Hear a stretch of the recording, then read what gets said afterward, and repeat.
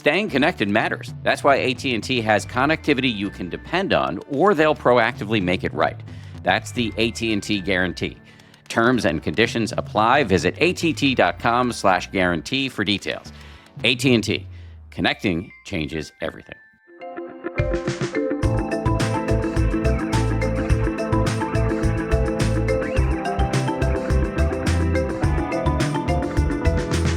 James Kimmel, welcome to the show. Thank you, Dan, for having me. It's a pleasure. If you're comfortable with it, I'd love to hear a little bit of your backstory, how you got interested in this subject of revenge. I understand it really has its roots in your childhood. Yeah, it does. I have kind of a John Wick origin story for my life, for better or worse. When I was about 12 years old, my family moved, as my mom and dad moved, our family, I should say, from the suburbs to a farm in central Pennsylvania that had been owned by my great-grandfather. And, when I got there as a 12-year-old boy, this was a, total awesome wonderland that I really wanted to explore and become part of. And that included, trying to reach out to kids on other farms around us in this big, vast space of mostly dairy farms. Our farm was not a, real working farm in the sense that we didn't make our living from the land. We had a small herd of Black Angus cattle. We had some pigs and things like that. But we, we didn't have hundreds of Holstein that were being milked twice a day the way the kids around me did with their family farms. And so I reached out to them, trying to befriend them and hang out with them, and found that they didn't have any interest in inviting me into their community, their farm community. And I wasn't to be deterred. I really wanted to be part of it. I pretty quickly decided I wanted to grow up to be a farmer, actually. And so I really kept pushing it and trying to win them over and get them to like me. And they weren't having that. And eventually their shunning turned into bullying. And the bullying started verbally, as it often does. And then as we were getting older, like I said, this started when I was about 12. So 13, 14, 15, and even up to 16 and 17, this kept going. And it went from, like I said, verbal into, physical assaults and things like that. So it was a pretty grim existence in that sense, and disappointing to me. So like I said, it's continued until one night, my family and I, we were all asleep very late at night, and we were awakened to the sound of a gunshot. And we, rushed to the windows of our house to look and see what was going on. And I saw a pickup truck outside of the front of our house, a truck that was very familiar to me, that had been owned by one of the guys who had been kind of abusing me and bullying me all those years. And it took off away from our house down the road. And we looked around the house to see if there was any damage. Didn't find any, happily, and eventually went back to bed. But one of my jobs in the mornings before going to school was to go out and take care of our animals, our cows and pigs. And also this sweet, beautiful beagle hunting dog named Paula, who had a pen near the barn. And when I went out to feed and water her that morning, I found her lying dead in her pen with a bullet hole in her head in a pool of blood. Oof, that is hard to hear. I'm sorry that happened to you. Yeah, thanks. Hard to see, hard to hear, hard to remember, even all these years later. So it was a lot of distress there. It was a family dog, wasn't only my dog. We were all upset. My folks called the police. The police came, took a report, but they made it clear that there really wasn't much they could do or were willing to do at the time. This was early 1980s. They did say there would be a report, and if it got worse, God forbid, there would be this paper trail. And so they kind of exited the scene, and we tried to go back to normal. About 2 or 3 weeks later, I found myself home alone one night, pretty late. My folks were out somewhere. I have a brother; he was gone as well. and heard a vehicle pull up to the front of our house. Unusual because we lived on a one-lane country road. And, as I got up to check it out, see what was happening, there was this same pickup truck. And there was also a sudden flash and an explosion. And the pickup truck roared away, leaving behind our mangled mailbox. They had just blown up. And with that explosion, that was it for me. After all these years of abuse, now the killing of my dog, detonating mailboxes at our house. And I had had enough. And I'd grown up probably from about 8 years old to shoot guns. And we had plenty of guns in our house. We were hunters out in the country. And my dad kept a loaded revolver, not for hunting, but for safety, in his nightstand. And I knew it was there, and I grabbed it, and I went off after these guys. I jumped in my mother's car, and I tore off after them through the middle of the night. Did you catch them? Yeah. As I was, shouting in rage and screaming and driving down the road, down this one-lane country road, I did eventually catch up to them, and I cornered them by a barn. So, the scene is their pickup truck is kind of pointed at a barn wall. And I'm behind their truck in my car with my bright beams on. And I can see 3 or 4 heads of the 3 or 4 guys that had been, my primary tormentors for all those years. And, they slowly got out of their truck and, are squinting back through my high beams to try and figure out who had just chased them down. It took me a little bit of time to catch up to them. And they wouldn't necessarily know it was me. They might have recognized my mother's car, maybe not, hard to say. But what was clear to me was that they were unarmed in the sense that they didn't have anything in their hands, no weapons. Maybe they had something in the truck, I don't know. But they couldn't have also known that I had a gun. And that was my opportunity. I mean, I had the complete element of surprise. And so I opened the door of my car. I grabbed the gun off the passenger seat and started to get out.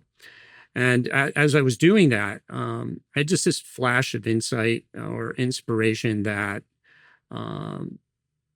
if I went through with what I wanted to do to those guys, that I would, I'd never be the same again if I survived the entire ordeal. That the 17 or 16-year-old, whatever age exactly I was at that time, who drove down that road would never be the same driving back. I'd have to know myself at a minimum as potentially a killer. And I knew that wasn't the guy I was. I knew that wasn't my identity, and it wasn't what I was willing to wear on myself, or at least to put it there, even if it would give me everything I want, all the satisfaction that I was really craving at that point in time of finally doing to them what they had been doing to me. And that was just enough to cause me to stop in my tracks and pull my leg back inside the car door and put the gun down on the passenger seat, shut the door, and drive home.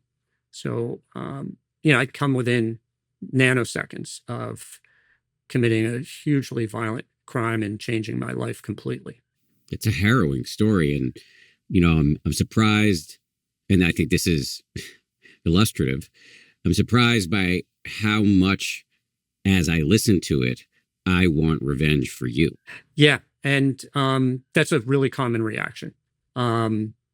We all, I know from a lot of years of neuroscience research now, we all have, or most of us have, a small percentage of people have a very strong empathy center in our minds. And that enables us to feel other people's pain as if it were our own. And it even activates the exact same pain circuitry in our brain that was activating for me. And so it makes sense that you would feel that pain, and that you would also experience, and we've seen in neuroscience studies, that the desire to retaliate, the desire for revenge, which is activating in the addiction, pleasure, and reward circuitry, it turns out, to chilling effect. But that also would be happening in your mind just as much as it was in mine at that moment. So let's set aside cases like this one where I imagine many of the listeners are empathizing with you, and just think about cases where any one of us is wronged. What is happening in our brains as we envision revenge? Is I guess it's the same thing. It's the pleasure centers are the rumination is creating pain, and the revenge fantasies create pleasure. Close to that. So here's what happens. When you experience any form of victimization, mistreatment, or injustice, and that could be, insults, humiliation, disrespect, shame, any form of victimization that really causes you pain. This activates the pain network inside the brain. It actually is a physical pain response, and that area of the brain is called the anterior insula. And your brain doesn't want pain. It doesn't like it. And it wants a compensating dose of pleasure. And humans have evolved over thousands of years, many, many thousands of years, back to the Pleistocene epoch, it's believed, to derive enormous pleasure from inflicting pain upon the people who wrong us or their proxies. And the way what occurs is after your brain registers this physical pain, it activates the pleasure and reward circuitry of addiction, which are the dorsal striatum and the nucleus accumbens. These two areas of the brain are the very same areas of the brain that activate for people who have drug, alcohol, tobacco, gambling, other behavioral addictions. Those areas of the brain flood with dopamine. And we get a dopamine high from just thinking about retaliating against a person or people who wronged us or their proxies. So we're getting this temporary, and it's temporary like all other addictions. We get this temporary surge dopamine and this temporary feeling, and then it goes away quickly. And it's that disappearance, sudden disappearance of dopamine that creates this experience of craving. But with revenge, the craving isn't, to inject a needle into your own arm. It's to, potentially insert bullets into the bodies of other people. You can only, in other words, gratify your craving by inflicting pain upon other people. And this has been hiding in plain sight really throughout human history. And it's only as the result of brain imaging studies over the last roughly 20 years that this has finally been revealed. And that's why I've written my book, is to bring this out to the public so we know what's going on when we feel wronged and why we're driven to want to hurt other people and commit acts of violence.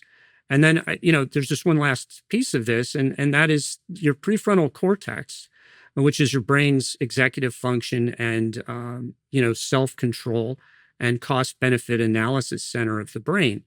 That's your last defense between a revenge fantasy and carrying out in real life and starting to hurt people, which inevitably will hurt yourself.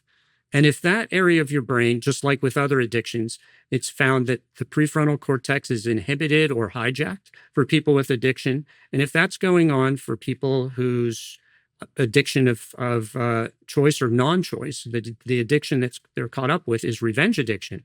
If that area of the brain is inhibited, you would have nothing left that would stop you between what you want to do and what you're doing.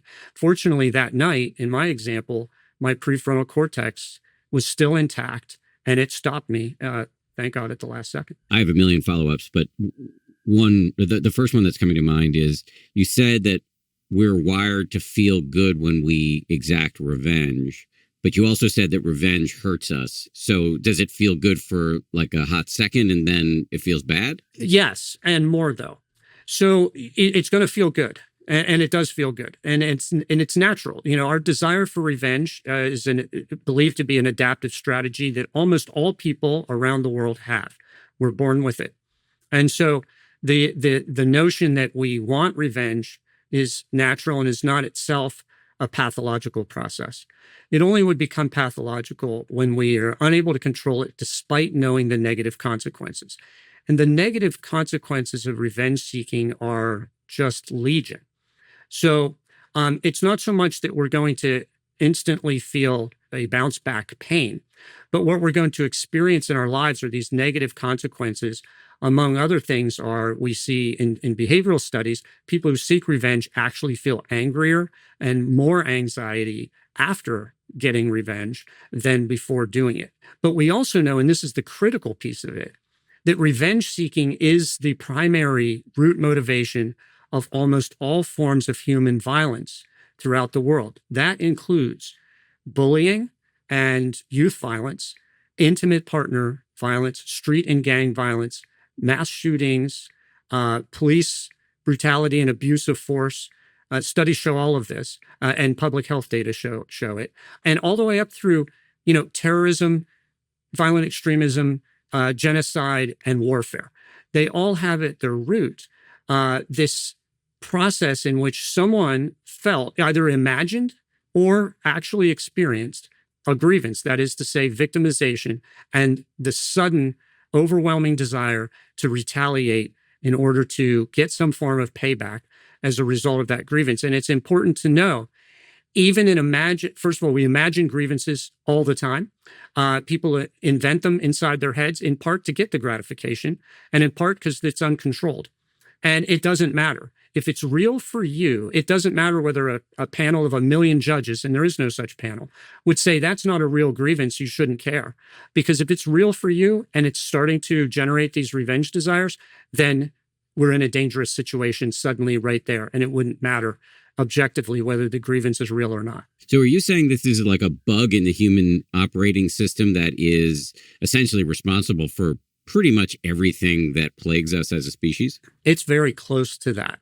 Now, again, the bug part is not being able to control it despite the negative consequences. So I don't want to say that the desire for revenge itself, like I said, it was an adaptive strategy for this reason, believed to be. That back when humans were, kind of coming out of their individual caves and beginning to live in social orders and in societies, they needed at that time a way to cause groups of people to conform to shared social norms. And they needed to have a quick way of stopping people from doing things like taking your mate or stealing your food, things that were necessary for survival and procreation.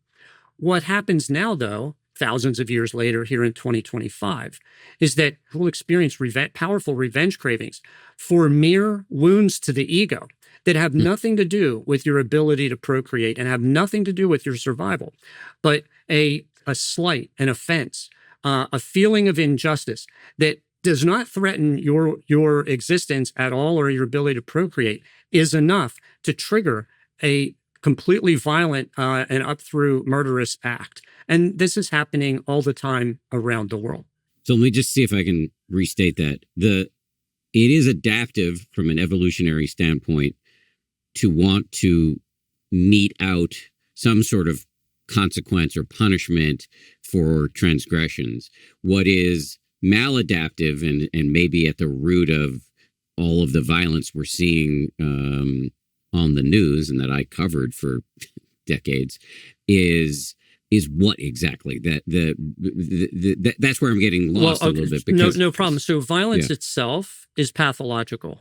All right. So, I mean, violence means, you're doing damage to another person's body, and that is considered pathological. But what is most pathological about this is the inability to control your desire for revenge despite the negative consequences, particularly in acts of violence, as opposed to there's a whole range of revenge seeking that humans go through that are not violent at all. So we can think about retaliatory, like a mean tweet that gets bounced back. We could think about social exclusion and social isolation of people that we want to harm. We could think about sabotage and workplace sabotage that people go through, or sabotaging somebody's ability to have a boyfriend or a girlfriend. There are lots of ways that humans get back at other humans when they feel wronged that are not violent and do some amount, but usually a minimal amount of harm. It's the harms that are beyond that are uncontrolled, like all of the forms of violence I had just described before, including, let's just say, street and gang violence or bullying. Those types of violent experiences are generally pathological because we're seeking pleasure in someone else's pain because we either imagined having been wronged or we were actually wronged. And we want to make ourselves feel better. And there are better strategies for making yourself feel better when you've been wronged than committing an act of violence or trying to hurt someone intentionally for your own gratification. I want to get to those better strategies at some point, but I just want to clarify. Are you saying, I assume you're not saying that things like shunning or mean tweeting or weaponizing the legal system as a form of revenge is appropriate or a healthy behavior? Well, let's say it's a lesser unhealthy behavior than a physical act of violence, but they can all result in severe negative consequences to the person you're wronging and or to yourself. For instance, let's just take social shunning or cutting off a relationship because you're angry with someone. You're going to experience the loss of that relationship. And this is true. And if you think about it this way, you can't become the instrument of another person's pain without experiencing the pain that you're inflicting. A simple example that's kind of visual is, imagine a hammer striking a nail. And we think about, oh, poor nail, it's just getting pounded by this huge, mean hammer that's driving it through this board. But we can also look at it in a more balanced perspective and realize that the hammer has to experience the impact of every one of those blows. It doesn't escape the infliction of that pain. And that's the same experience that we all have in our lives. If we try to hurt other people, we're going to experience the pain that we're trying to inflict or some version of that. If we keep doing it and can't control it, despite knowing of those negative consequences, that fits the general definition of what is an addiction. That is the inability, right, to resist an urge to ingest something or do something despite the negative consequences of doing it. And that's what's happening with revenge seeking often. So you said before that revenge actually can feel good, but then it starts to feel bad. It kind of reminds me of what the Buddha said about anger, that it's got a honeyed tip and a poison root.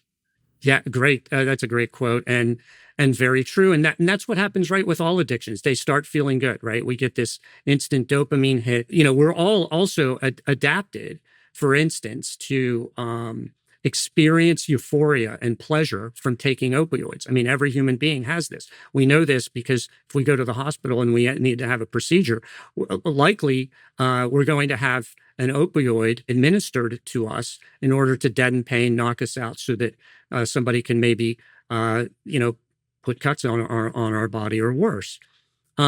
So there is a useful aspect to being adapted for euphoria for opioids.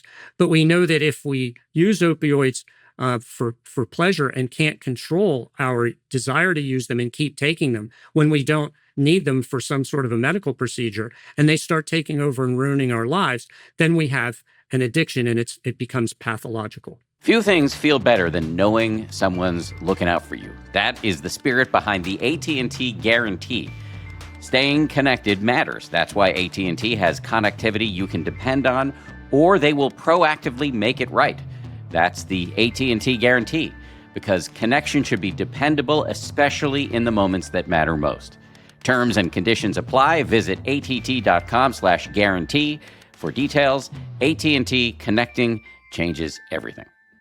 I think about this a lot. One of the most important aspects of having some degree of calm and happiness in your life is to make sure you've got a sane approach to your finances.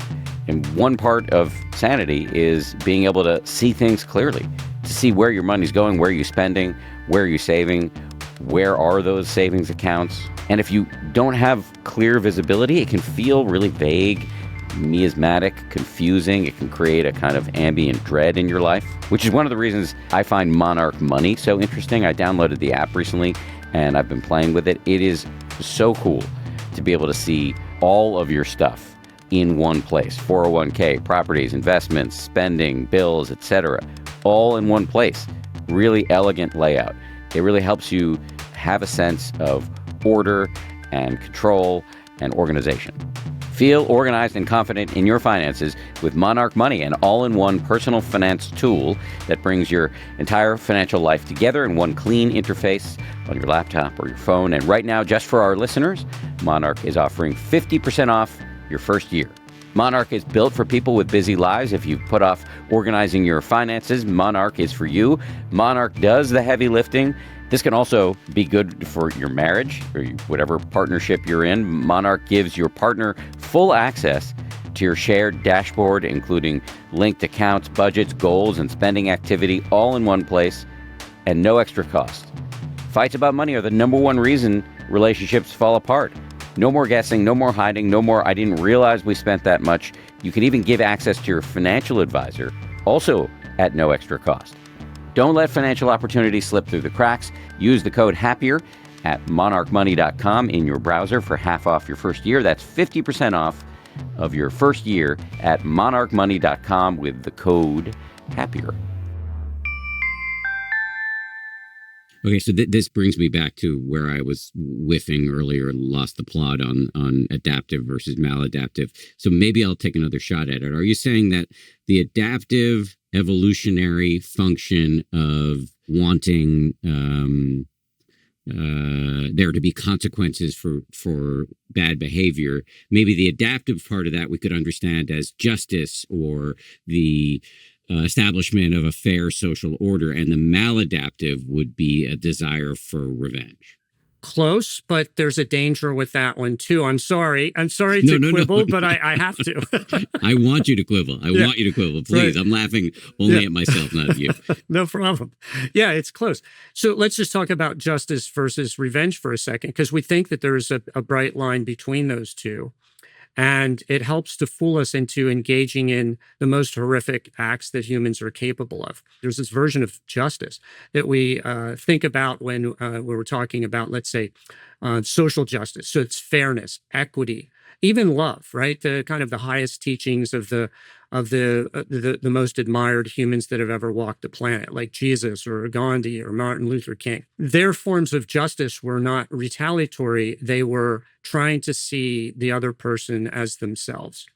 That's a form of justice. I'll call it the high form of justice. But then there's this other form of justice, the exact opposite, in which we call things like executing someone after they've committed a crime, or going to war against a bunch of terrorists who have just knocked down some big buildings in New York City. We call that justice seeking as well. And when, President Bush came out and said, we're going to bring the terrorists to justice, he didn't mean that we were going to be fair and equitable to terrorists and love them as ourselves. We all knew that what he meant was, we're going to go and kill terrorists because of what they've done here, and we're going to do it in a big, big way. But, and this is the, inside the brackets, I can't tell the country we're going to go have a revenge spree, because people are going to rise up against that. We don't want to think of ourselves as revenge seekers. But if I can call it justice, I can justify all of the 600,000, 800,000 people that were killed in the Middle East and the trillions of dollars that were spent to chase down, a pretty small group of terrorists in the 20 years or 25-year war, 21-year war that lasted after 9/11. But that was all possible. The expenditure of the money, the expenditure of human blood, American blood, other people's blood, all possible because we were seeking justice. And FYI, that's exactly what Osama bin Laden was seeking. He was able to convince people to fly into trade towers on the basis that they were getting justice for what they perceived to be wrongs committed by the United States. And so we get these circles of, justice in the form of revenge seeking that can go on and on and on forever. I don't have much of a quibble with your analysis of post 9/11 history. That as a younger man, I spent a lot of time on the front lines of the subsequent wars. So really witnessed what was happening at the tip of the spear for myself, and largely agree that we took it way too far. And yet, even the Dalai Lama, I believe, has said that taking out Osama bin Laden made sense. So, I just want to make sure you're not. It's interesting. I think about the Jesus argument of turn the other cheek. And then the Tibetans also have an expression. The Tibetans are huge on compassion, and so am I. But they also have this expression, idiot compassion. Like, you can take it too far. And so I would argue that some sort of action was warranted post 9/11. Going to war against Iraq and killing 100,000 people and spending $1 trillion made very little sense in my view. But something should have been done. Right. And what you're putting your, I 100% agree, but what you're putting your finger on is the distinction between self-defense and revenge seeking. So let's talk about that for a second. When we think about revenge seeking, we're always talking about avenging the wrongs of the past. We want to punish somebody for something that they have done in the past. It could have been 10 minutes ago, 10 days, 10 months, years, decades ago. That's revenge seeking, punishing people for wrongs of the past. That's very distinct from, and it has a completely different set of brain circuitry from self-defense, which is reacting to protect yourself from the existence of an imminent threat of serious harm or death. And in that case, the part of the brain that works for us there is our, fight or flight instinct, which is largely driven by the amygdala, not part of the revenge-seeking brain circuitry. When you experience the existence of a real-time threat as a purely adaptive strategy, you're going to have to decide whether to, fight, freeze, or flee, and you're going to have to make that decision pretty quickly. In the case that you just, were talking about with Osama bin Laden, who had many, many, many times before and after 9/11 said, I'm going to continue to do everything I can to destroy America and kill American lives. It made sense. You're 100% right to go and take out Osama bin Laden, who seemed to be completely incapable of being pacified. And so fight, flight, or flee, we fought. But as you drew that exact perfect distinction, that's very different from then going and killing hundreds of thousands of other people around him or in other countries in just a revenge-based sort of binge that went on for years and years and years. That's the distinction. And in my book, I'm very clear in making that distinction. I'm never talking about self-defense and accepting a present threat. I'm only talking about bringing up these wrongs of the past that only live inside your memory. They're only thought formations inside your head. I mean, once you've been wronged, if it's in the past and you have no present or future threat that's imminent, that can't be experienced with your senses at all. It can't be experienced out here in the real world. It's only in your head. The pain of it is only in your head, and the desire to retaliate and plot and scheme to hurt the person who wronged you or their proxy is also only inside your head. That's where we need to focus in order to get control of this desire, this addictive, strong compulsion. Again, that this is something I want to talk about. The productive aspect of this conversation is something I want to get to, but let me just stay in the description of the problem. I don't know why this is such a bugaboo for me, but I really do want to understand the difference evolutionarily between what's adaptive and what's maladaptive. So I'll try again. It sounds like you're saying like the desire for self-defense, to set boundaries, to mete out what you were calling high justice, not the way often our quote unquote justice system today operates, where it's just kind of institutionalized revenge in many cases, but high justice, instituting social order and fairness, those were adaptive traits in our evolutionary history where things have gone haywire, really badly haywire. And you can anybody who's a student of history can see it. Anybody who reads the news now can see it as well. Is the revenge-seeking behavior? Am I close now? Yeah, I think you're very close now, and it is subtle. There is a subtle aspect to this, Dan, that you're putting your finger on, and this is a very new way of thinking about human violence throughout history, and rather than throwing up our hands and going, oh, it's evil, right? There's an evil spirit. We don't even know what that is or where it is. We can't find it. We can't put our finger on it. Maybe it's inside of us. Maybe it's only inside of the other guy, right? It's only inside of those people that we think are evil people, which just coincidentally always happen to be, the people who disagree with us and do things that we don't like. And we call that evil. That's not a useful construct, and there's really no evidence for it. What there is evidence for now is that all people are capable of doing or engaging in these violent acts if they have been wounded, seriously hurt, particularly psychological pain, and they have this desire for revenge that goes uncontrolled for any number of reasons, and they actually act on it. You can get, for instance, a father of a family of maybe 3 kids and a wife who he proposed to, married, and was deeply in love with, and had 3 beautiful kids, and suddenly becomes a murder-suicide perpetrator because he felt wronged all of the sudden, or had a series of wrongs throughout his life that were unresolved and at the last second were uncontrolled. And he decides, I'm going to take them all out in order to make myself feel better and make them feel a lot worse for the indignities that have been inflicted on me. This is happening, every day, unfortunately. It's a very sad experience. I don't see myself in that, but I do see myself in what you were describing before about the rumination, the replaying of the injustice, the insults, the threat of the bullying. And I just wonder, are some people more susceptible? Because it feels to me like my desire for what I might in moments of high dudgeon or self-righteousness call justice, but really it's revenge. That desire has been a massively pernicious force in my life personally. And so I'm just wondering, is there a spectrum here? Yeah.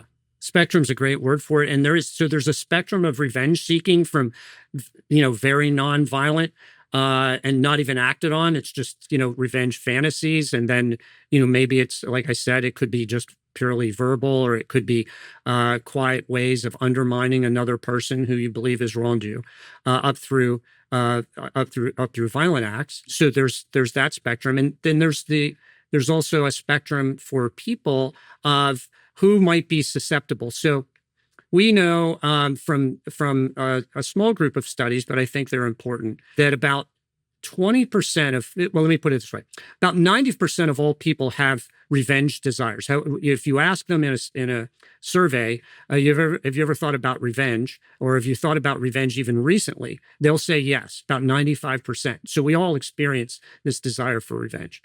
But of that group of people, only about 20% will report that they've acted on their revenge desires. And that's an interesting number, 20%, because it's also about the same percentage of people who, if they try drugs or alcohol, actually become addicted to them. So 80% of people are not becoming addicted to drugs and alcohol, and 80% of people are not becoming, compulsive revenge seekers. But that still leaves 20% on this spectrum that we just discussed between nonviolent and violent. So, the number of people that are committing, the violent forms of revenge is, substantially reduced. And that, in my view, is where we ought to be directing our public health efforts, is trying to identify, help, and support those people so that they don't take those next fateful steps that result in acts of violence. So what we can do by seeing violent revenge seeking as an addiction is we can begin to really think about a true, evidence-based and measurable public health approach to reducing, preventing, and treating violence. So for me, as somebody who has a history of addiction to drugs, do you think that would make me more likely to fall in the 20% that would get addicted to revenge? Or is there no correlation? There may be a correlation. There are some theories about the vulnerable brain that apply across addiction. So that if somebody is liable to a drug addiction, they might also be more likely to experience alcoholism or, tobacco use, maybe also gambling. And you also find in populations of addicted people in communities that a lot of times those same populations experience huge levels of violence. And this is a theory without a study right now, what I'm about to say, but it seems to reason, it stands to reason, at least to me, that those populations where we think, it's all about, turf wars and it's about the money, right? It's about the money and drug dealing that's driving the violence. And money is a huge part of it. But the actual desire to hurt other people, in almost all of those instances, is always following from some form of a grievance. Somebody, stepped into my territory. Somebody took my money. I'm going to go and get them, or their gang insulted my gang. We're going to go out with my gang now, and we're going to gun them down. So it seems like there is some vulnerability that could transcend. The other thing that I think other addictions do is what they're doing to the prefrontal cortex. So that's our control center. And if that's, inhibited or hijacked for another addiction, it may also be weakened as well for, or against, I should say, these revenge cravings. And so someone who has another addiction and then suddenly experiences a grievance and strong revenge desires may be more susceptible to carrying out that revenge desire versus other people who have, don't have to struggle with addictions, don't see their life as filled with grievances, a lot of which have been unredressed, and haven't experienced lots of suffering and lives that when you were in the throes of it, where you have a lot of self-shame, a lot of self-grievances against self. We can even seek revenge against ourselves for letting ourselves down. Okay, so let's turn to the practical and productive part of this conversation for a second, more than a second. Just to say, I always want to address the largest possible audience. So we can talk about people who might qualify as addicted to revenge, but I would love to talk about the vast majority of humans who play these revenge fantasies out in our brains just as a matter of, sort of evolutionary programming. So you said something earlier that I want to come back to. There are better strategies when you feel wronged. Better strategies than, I assume, rumination and revenge. What are they?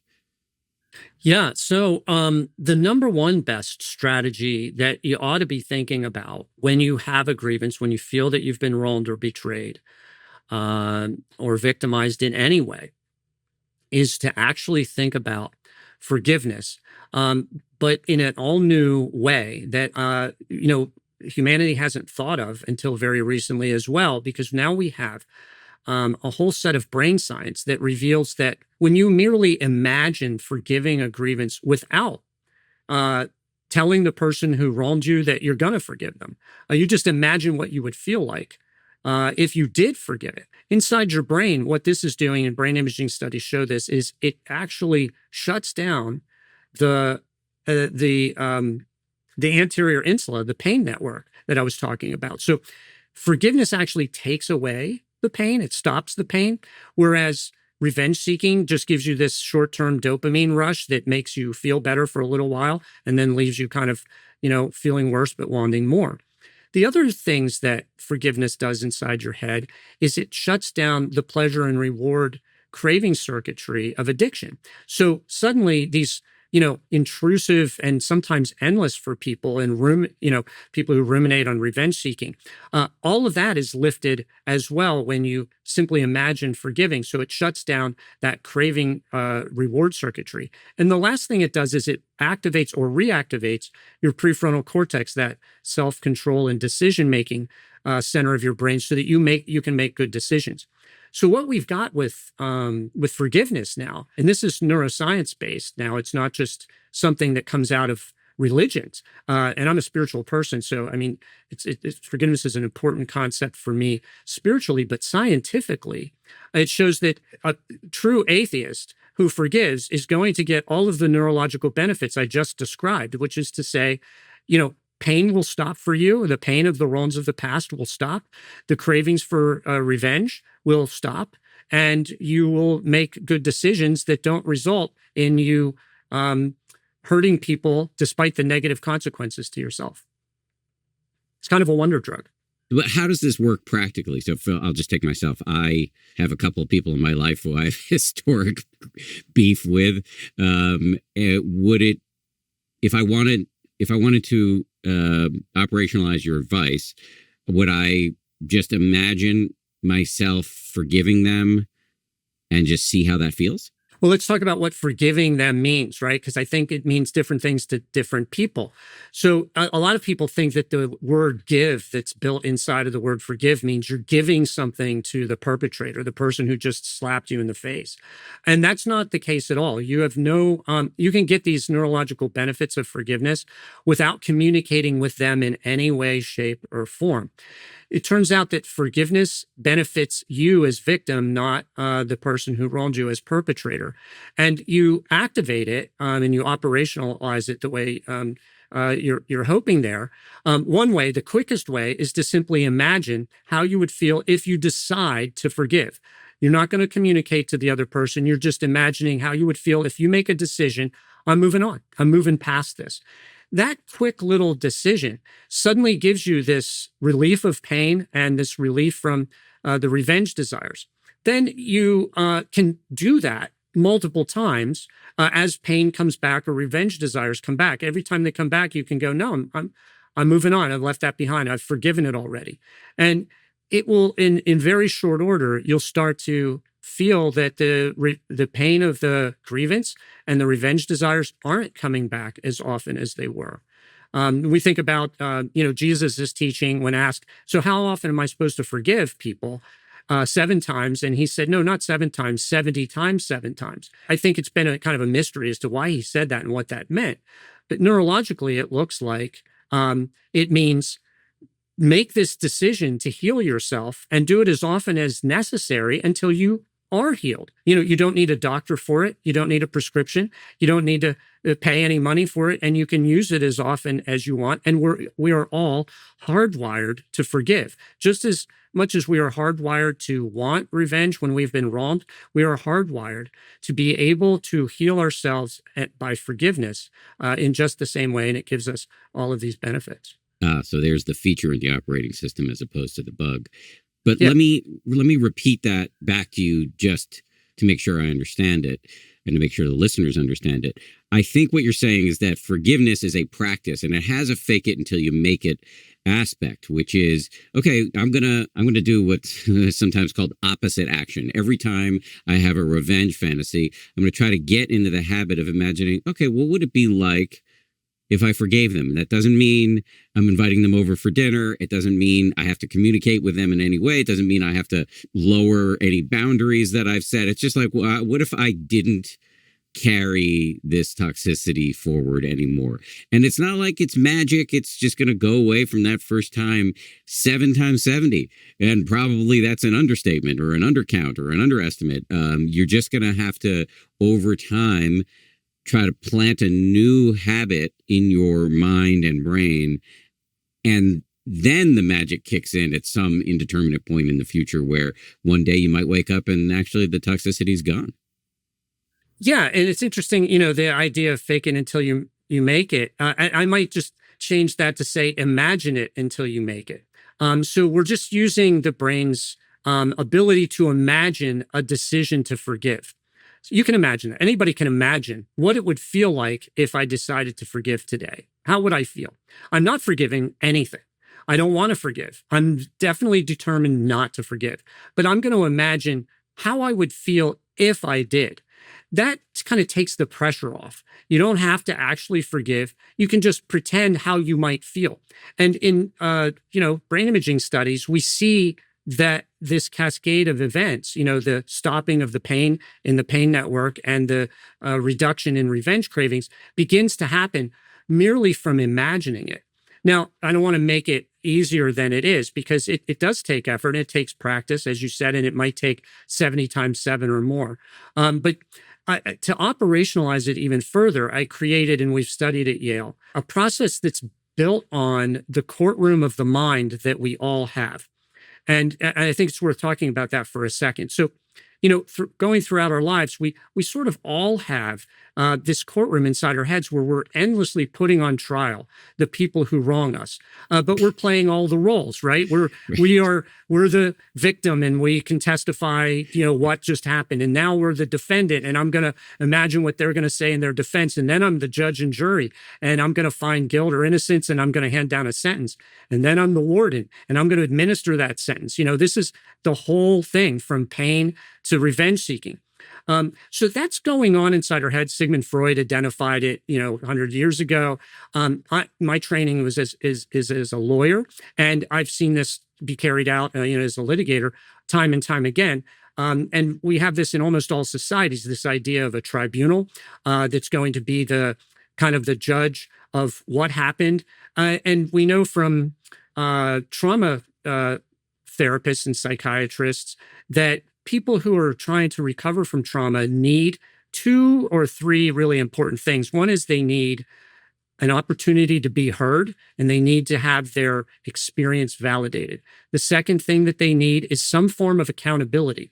And accountability doesn't mean, or shouldn't mean, it doesn't have to mean revenge. It can just mean identifying the person who caused my pain. That is accountability, just the way an accountant identifies where your money went. He doesn't, or she doesn't explain why it went there or whether it was a good idea or not. They're just accounting for where the money went. And accountability really needs to be thought of in that sense. So you have these 2 things that are important to combine. And then in the imagining of revenge seeking, so I created this experience based on the courtroom of the mind. It's a role play where you get to do everything I just said, and you get to put on trial anyone who's ever wronged you. And you play all of these roles. But in the punishment role, you get to actually imagine punishing the person who wronged you in any way you want. It could be as horrific and sadistic as you want it to be, or as gentle as you want it to be. But what this does by playing it out in your mind is it's kind of a methadone for a revenge addict type of experience where it releases this powerful revenge craving so that it gets out of your way. And you can finally, at that last step, and there's a final step called the final judgment, where now you're asked to be the judge of your own life. And having put somebody on trial, found them guilty, punished them in the way you wanted, the question becomes, as judge of your own life, do you feel better? Did it really give you what you wanted? And what you'll find, and most people find when we've studied it, is that it doesn't. The pain comes roaring back very quickly, and the agony of the whole thing and the memories of what happened. And you find that putting someone on trial is just a re-traumatizing, horrific experience that you probably shouldn't have wanted in the first place. So what could you do instead? And it's at that point, when all of this is behind you, that you can be asked, so now imagine what it would be like if you forgave it. And when we ask it at that point in time, most people will explain, wow, I would feel, I only have to imagine it, and they want to be sure. I don't want to forgive. But I am willing to imagine what it would feel like if I did. And they'll say, wow, I feel a lot better. I feel this weight suddenly lifted from my shoulders. So there's this true healing experience. And like I said, we can see that neurologically inside your brain, what's going on. And it's available for us as this, like I said, this free wonder drug that we kind of poo-poo as some, only path to get to heaven. And maybe it's heaven on earth, but it's this heaven of getting away from the pains and traumas of your past. You know those moments when someone just takes care of something for you? That's what AT&T is doing with the AT&T Guarantee. Staying connected matters. That's why AT&T has connectivity you can depend on, or they will proactively make it right. That's the AT&T Guarantee. Because staying connected isn't optional, it's essential. And AT&T wants you to feel that somebody's got your back. Terms and conditions apply. Visit att.com/guarantee for details. AT&T, connecting changes everything. This system you devised sounds pretty brilliant, honestly. You said before, people who've been traumatized, they want to be heard and they want accountability. Does this process provide those needs? Yeah, it does. And it does because just what I said, kind of very early on, all of the remembered pain of your grievance, of what happened to you in the past, is just a thought formation inside your head. It's not out here in the real world. You can't experience it with your senses. Your desire for revenge is also just a set of thought formations inside your head. Why would we really imagine that we need a stone, brick, and wood courtroom with people who aren't ourselves acting as judges and acting as lawyers, going through this kind of process charade in which we're going to put on trial, they're going to put on trial, and we're going to sit back and watch this trial happening and somehow imagine that that's going to heal us. It almost never heals anybody. Usually the trials in the criminal and civil justice system only serve to make people feel a lot worse and to victimize them over and over and over again. So by allowing, putting the courtroom inside your head, you can experience, it turns out our imaginations are so powerful that by simply talking to yourself or to a partner, so there's an app for this. It's called the Miracle Court app. It's free at miraclecourt.com. And you can experience an audio version of this entire trial. And it's my voice leading you through the 5 steps of this trial. And if you did that and you tried it, you'd find that it feels incredibly real, that when you're testifying as victim, that is just like you're in a courtroom. And then when you're testifying as the defendant, it's also just like you're in a courtroom. So you get this experience inside your imagination that feels very authentic to being heard. And then when you move on to holding to account, it might be the first time for a lot of people to ever experience what it's like to be a judge of another person's life and to be on a jury. And so you get that experience of thinking about, how would I find in this case? Some people get so into it and they kind of reform what happened that they might decide the person that wronged them isn't even guilty at all, that they've kind of discovered a new way of looking at what happened. And suddenly they see that they themselves had more culpability than they really thought they did at the beginning. So a lot of fascinating stuff happens in this psychodrama role play that's created based on a normal criminal trial. And I also have created a version for kids, a school version based on school disciplinary hearings that can be used by schools to help kids get through their own grievances and revenge seeking, because what we know is that the desire for revenge manifests as early as the toddler years. So from toddler on up to old age, humans are experiencing these cravings, and we're giving kids very little instruction on how to manage those cravings. We tell them about drugs, alcohol, and sex, but we don't tell them about this, perhaps the most dangerous craving of all, and how to manage it. In your book, you talk about some other ways to manage this dangerous craving. I'll list a few of them, and maybe you can just pick up on them as you see fit. Mindfulness, especially mindfulness of revenge triggers. Cognitive flexibility, which I believe you just kind of referenced in that going through the Miracle Court app, you might see that actually you've got some culpability too. You even talk about drugs like GLP-1s, like Mounjaro. Can you hold forth on the foregoing? Let's think about it this sense. If it's true, and the evidence is all pointing in this direction, that grievance-triggered compulsive revenge desires are the root cause of intentionally afflicted human suffering and violence. Therefore, seeing revenge and violence as an addiction is the right way to see it. Then we've opened up our entire toolkit of addiction prevention and treatment strategies that work for other forms of addiction, but may now work for violence. And that would include things like cognitive behavioral therapy, which is easily part of the Miracle Court Nonjustice System process I just described. You're retraining your brain into how to work through your grievance and your revenge desires. Motivational interviewing is another really strong strategy for overcoming or getting into recovery from addiction. And the Miracle Court Nonjustice System is essentially just basically a role play script that is asking you or interviewing you by a list of questions that enables you to gain insight through your own answers to these important questions. And then anti-craving medications like naltrexone and even GLP-1s.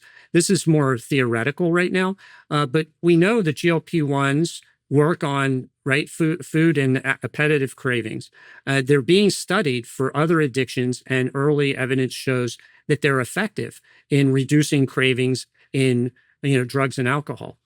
If that holds true, they may also be effective at reducing revenge desires among the small percentage of people who are the most greatly afflicted and who present the greatest danger to society.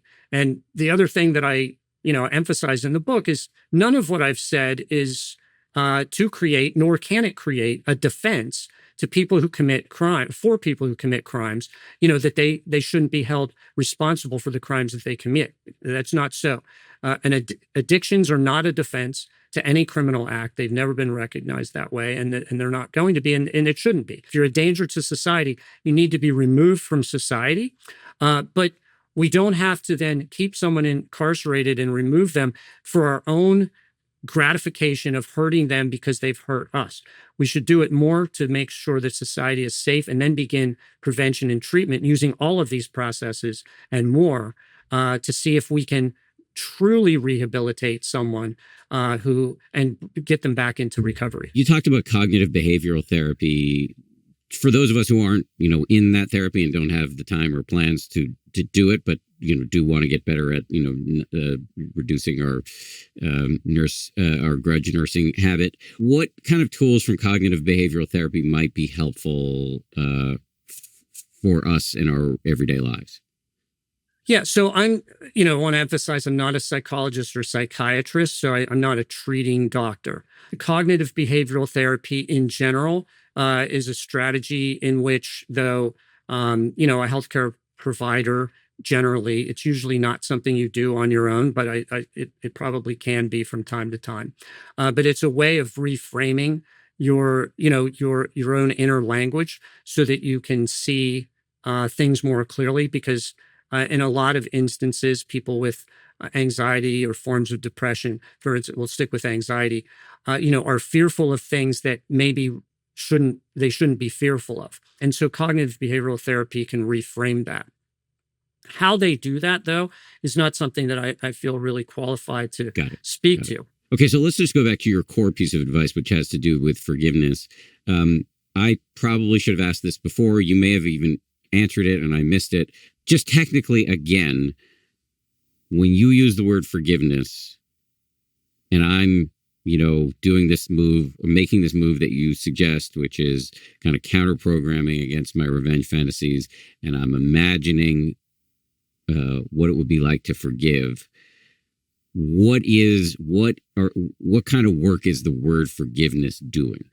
If forgiveness becomes an obstacle for you, you can say, I'm going to make a decision to move past this. I'm going to make a decision to let this grievance, the wrong of the past, stay in the past. It's no longer going to affect my present, or my future. That is what forgiveness at its minimal and most essential core really is a decision to not seek justice in the form of revenge. The word that I use, and I coined this term in my first book called Suing for Peace, is non-justice, which is to say not seeking justice in the form of revenge. That decision is kind of the core essence of what forgiveness means. It doesn't have to mean that you are pardoning the person to their face, or that you're restoring the relationship with them, or that you are staying in a toxic relationship. It doesn't require any of this. It requires, though, a decision inside your head of, I'm no longer going to seek revenge against you, and I'm no longer going to allow this suffering to occur. This thing that happened in the past, this memory, I'm going to put it in the past and leave it there. I'm not going to keep on bringing it back out in order to stimulate more and more revenge desires and more pain for myself. How would we apply this to, say, the U.S. political situation? There are many people listening to this show, myself included, who, have some issues with Donald Trump. And it's not like we can create a total boundary. I mean, we can reduce our news consumption, but homie's in our lives in a non-negotiable way. And so it's not just a thing we can quarantine into the past. So how do we not get swamped with resentment vis-a-vis political figures with whom we disagree? Revenge addiction that we've been discussing is not a conservative or a liberal problem. It is a human problem. It is a deeply human problem, and it crosses all political boundaries. So it's important to see that. The reason it's important to see that is because the people who are opposite you, if you're a liberal, the conservative people over the last 20 years have experienced in their minds, whether it's real or not, does not matter. As I said, it's real for them, and that's all that matters. Have experienced grievances and that they feel have been not redressed, and that they have not been able to forgive. And likewise now, perhaps, as the administration is turned, liberals see enormous amounts of grievance coming as revenge, as Trump has kind of created a set of Avengers within his administration, like a superhero movie, who are just doing everything they can to avenge the wrongs of their past. And so they're going out against us full tilt. And that is just spurring now another set of victimization experiences for liberals who are going to want to retaliate again against Trump. And this will continue on and on forever until either one of two things happen. There's an act of forgiveness, or there's an act of serious revenge seeking that unleashes, like a cataclysm. So if we wanted to make America great again, my thought is we ought to make America forgiving again. And that can sound Pollyanna-ish, but here's why it's not.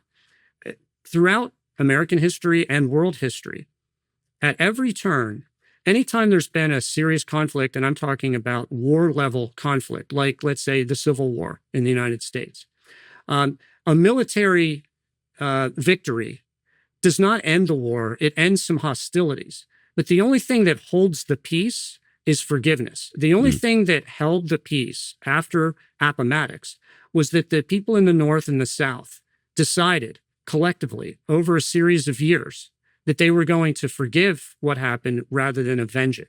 And this is also true at international scale. So World War II is another fantastic example in which you've got Japan and Germany and the United States deadlocked in a death match for multiple years, with Germany committing genocides and murdering hundreds or, just tens of millions of people, Japan doing the same thing, and the United States dropping nuclear bombs. How is it possible that we are all at peace and have been at peace for 70 plus years with these two former adversaries? It's not because of the military conquest, which stopped the hostilities. It's because the three countries and the people in them decided to forgive each other. The Marshall Plan came out instead of a plan to destroy Germany, which was Stalin's plan. And Truman rejected that at the last second, thankfully. And we've been the beneficiaries of decades of peace. So this is not a Pollyanna-ish concept by any means. And it works at your individual level. It works in your family. It works at your workplace. It works in schools. Forgiveness is the only way that humans can ultimately live together despite their disagreements and their wounds and their injuries of the past. Yeah. So I'm not a historian. Well, just to say, I largely very, very strongly agree with you. I'm not a historian, so the one little quibble I'm going to make here, please forgive if historians are listening. The World War II example definitely lands for me. The Marshall Plan is a very interesting case study in forgiveness and restoration. Probably learned the hard way after we meted out excessive punishment, or what could be argued as excessive punishment after World War I, which then led to the rise of the Nazis. But, I think after the Civil War, a lot of what happened was less forgiveness, but more that the South figured out a way to carry out slavery by other means, and the North let them get away with it. But having said that, I do agree with you. And I think of, controversial moves like Gerald Ford pardoning Nixon, which was unpopular at the time, but history has viewed kindly. We have a decision to make, each one of us, at every moment, especially in these polarized times. Are we going to be part of the problem or the solution? And being part of the solution does not mean quietism or resignation or passivity. It doesn't mean failing to set boundaries, failing to speak up. But you can do all of that from a place of compassion, altruism, dare I say, love, rather than revenge seeking. And that is the choice we have. Would you agree with the little soapbox speech I just gave there? Yeah, I would definitely agree with that. And what we need to be aware of is that, the pain that we feel that's being inflicted, if you're a liberal person, by, the conservative administration, is a lot of it is revenge seeking. And the conservatives felt that during the Biden administration, they were victimized by a lot of revenge seeking there. So how did that happen? Why would we keep doing this? We're doing it because we feel victimized and we want to retaliate as soon as we get that opportunity.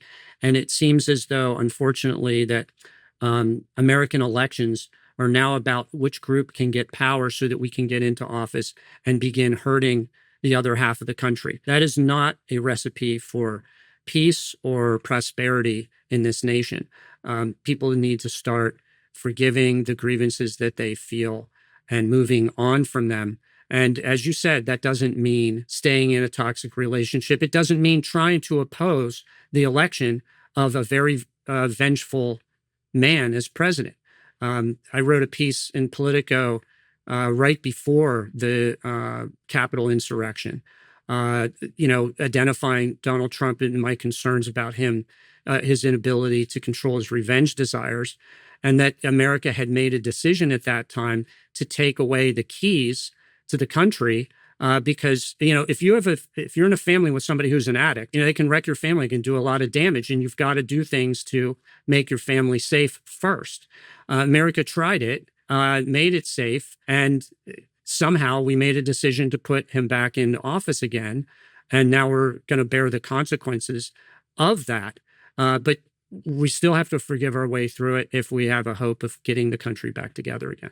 Forgive our way through it. And one, I think I'm reflecting you correctly. One way to understand forgiveness in this regard specifically is a kind of cognitive empathy, where you understand, you don't have to agree with it, but just to understand, make the effort to understand the way people with whom you disagree see the world. I find that, for example, when I consume conservative media, which I do very regularly, it has this oddly counterintuitively calming effect. I don't agree with what they're saying much of the time, but at least I understand that it has an internal logic, and that just it makes the blind rage into a more determined, and again, I'll use the cheesy word, loving resistance. Yeah, I mean, remember that forgiving doesn't convert a conservative into a liberal or a liberal into a conservative. It merely stops them from becoming a retaliatory punisher and inflictor of pain upon another group of people. That's kind of the thing that I'm talking about here, is that decision to stop the retaliation on all sides as swiftly as possible. And in every way possible, no matter how distasteful it feels. We don't have to become the punishers. If you're a liberal person, you don't have to become the punisher of conservatives. You can still hold your views and try and sell them to the American people as the better way, without becoming the source of pain for half of the country. And unfortunately, that's been going on now for too long between both sides. We talked about the Bible a lot today, but reaping what you sow comes to mind. Yes.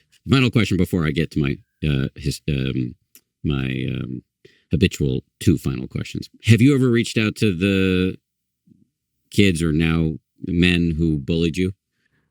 I have not. I moved away from that area, and I even forget most of their names. But I didn't even do it at the time. Like I said, when I drove away that night, I wasn't forgiving anyone. And, we sort of skipped over, but how did I go from wanting to be a farmer to becoming a lawyer to becoming a researcher at Yale? And that journey was kind of based on this, where I wanted revenge. I just realized I didn't want to pay such a high price for it. And I realized that I could become a professional revenge seeker by becoming a lawyer, which is, the legalized form of revenge. It's like, doctors prescribing opioids. This is what lawyers do: is we prescribe, legalized revenge, and then in the brand, using the brand name of justice.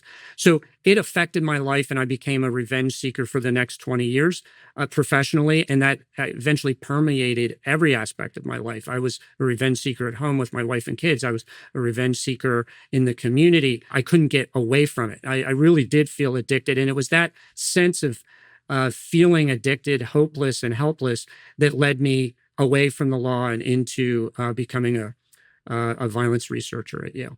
It's an amazing story, and I'm sorry I had to live it, but we're benefiting from it. So, real final question: can you just remind everybody of the names of your books and of your app, your website? Please just plug it all. The Science of Revenge: Understanding the World's Deadliest Addiction and How to Overcome It. That's available at any place that books are sold. I have two other books that are also revenge and forgiveness themed. One is a novel that was published in 2012 called The Trial of Fallen Angels, about a young lawyer who finds herself in the afterlife having to defend the souls of murderers at the final judgment while trying to solve the mystery of her own death. And then my first book was a spiritual book called Suing for Peace. And that book is about my spiritual journey to try and understand revenge addiction as a spiritual problem rather than as a scientific one. And I eventually concluded only science would help us free ourselves of this. As for websites, jameskimmeljr.com is my personal website. A lot of information there, including a link to the Miracle Court. And that Miracle Court app is also available at miraclecourt.com. So you can get it there. And then I have my bio, academic bio is at Yale as well. If you just Google Kimmel Yale, you'll find me there. James, thank you very much. Great work. Yeah, Great to have you. Dan, thank you. Thanks so much for the opportunity to be here.